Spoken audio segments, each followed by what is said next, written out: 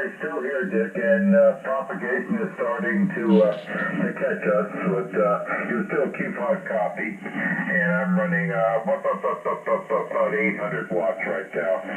It's the Kenwood TS590 Sugar Golf is driving in a Maritron AL80B, and I'm not running it full output, so it would be around a kilowatt. I have it set at about 800 watts.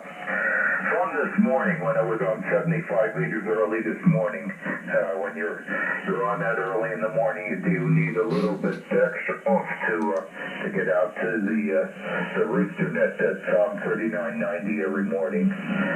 So, I think I'm going to head outside, take the golden retrievers out.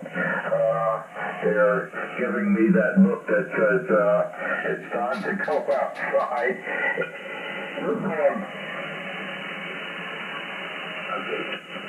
But it snowed last night, but it's up to 48 degrees now, and boy, that snow's melting pretty fast. So.